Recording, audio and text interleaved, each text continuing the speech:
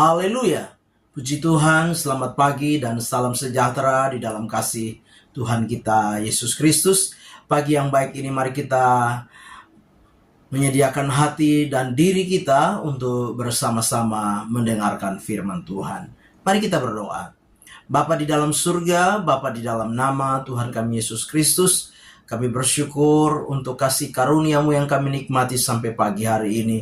Kau yang sudah memelihara kami, Kau yang boleh memperkenankan kami ada sebagaimana kami ada saat ini. Kami mau bersama-sama mendengarkan firman Tuhan. Engkau memberkati kami semua. Kami serahkan semua dalam tangan Tuhan. Dalam nama Tuhan kami Yesus Kristus kami berdoa. Haleluya. Amin. Puji Tuhan. Pagi hari ini tema firman Tuhan yang ingin saya sampaikan kepada kita sekalian, yaitu sikap kita dalam kehidupan iman. Sekali lagi, sikap kita dalam kehidupan iman. Bapak Ibu jemaat yang kekasih di dalam Tuhan kita Yesus Kristus, di dalam kita menjalani kehidupan iman ini, kita harus menyadari bahwa menjalani kehidupan iman bukanlah suatu perjalanan kehidupan yang mudah. Bukanlah satu perjalanan kehidupan yang gampang.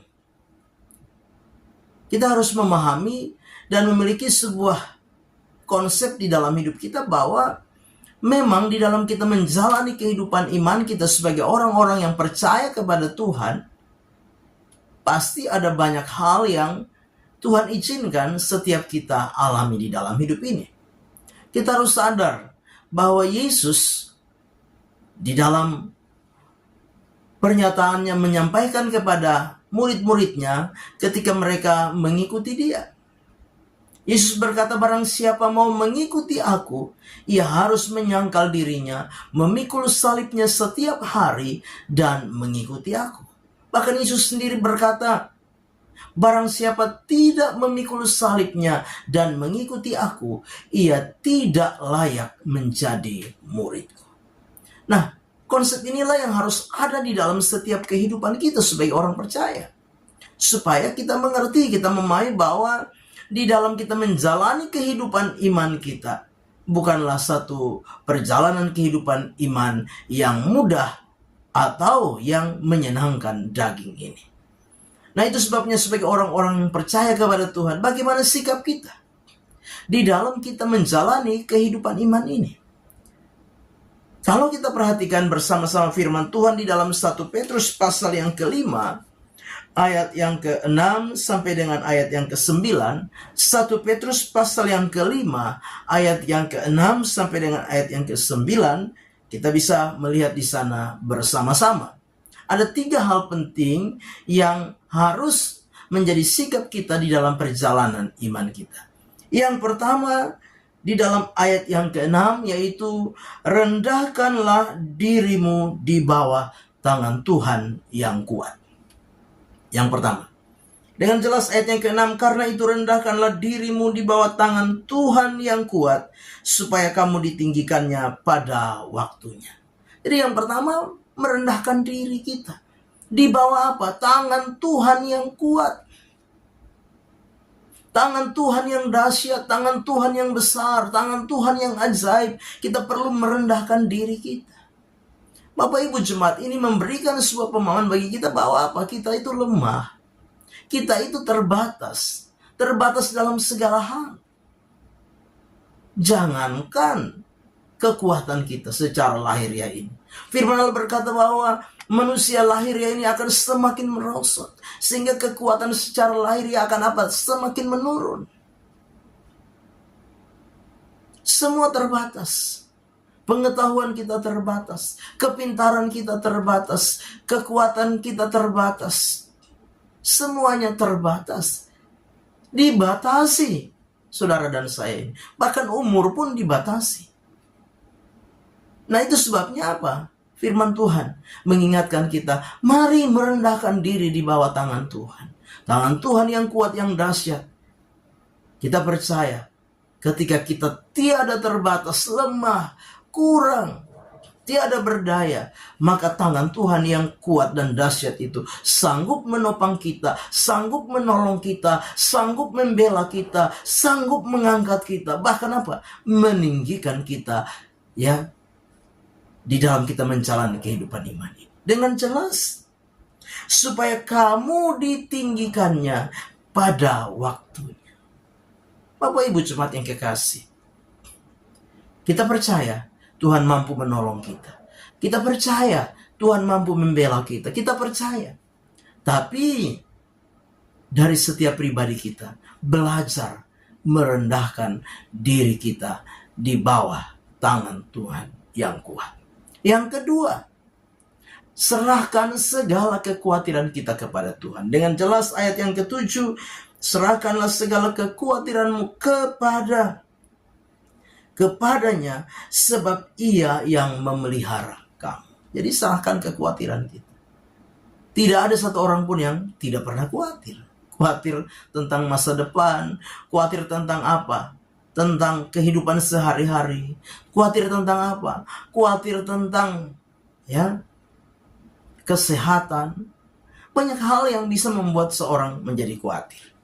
Tapi Tuhan berkata, firman Tuhan berkata, sikap kita dalam menjalani kehidupan iman ini apa? Serahkanlah segala kekhawatiranmu kepadanya, kepada Tuhan.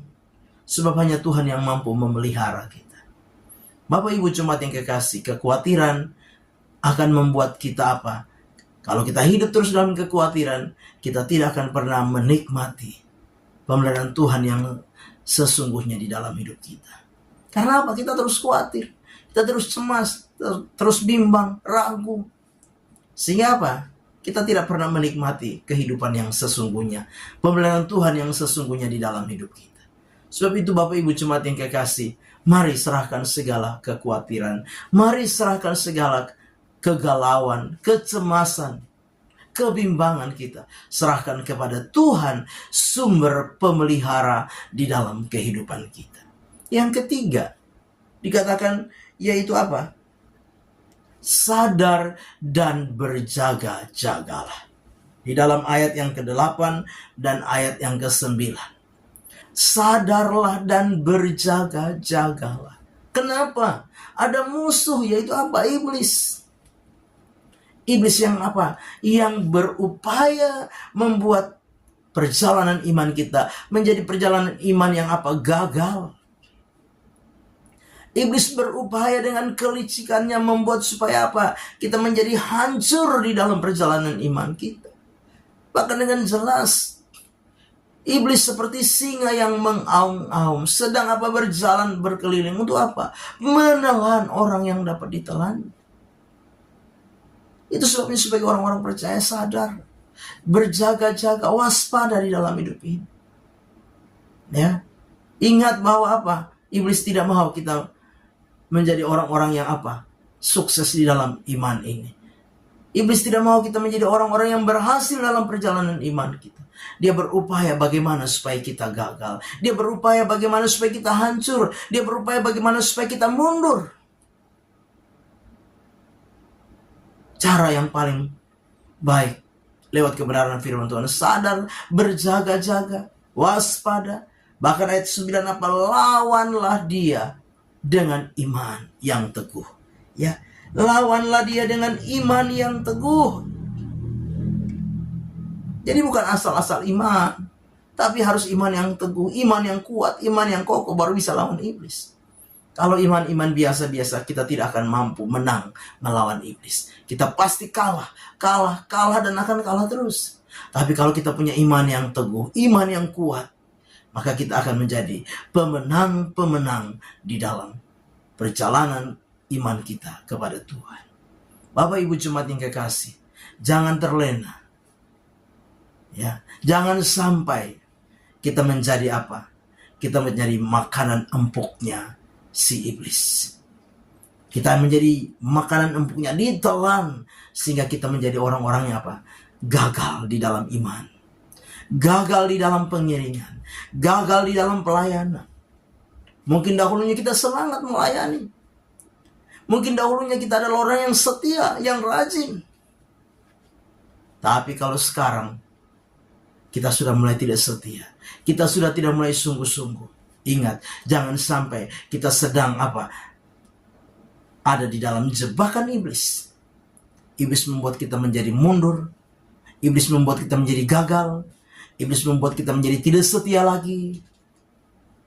Dia jebak kita, bahkan dia telan kita, sehingga kita tidak bisa berbuat sesuatu di dalam pengiringan dan pelayanan kita kepada Tuhan.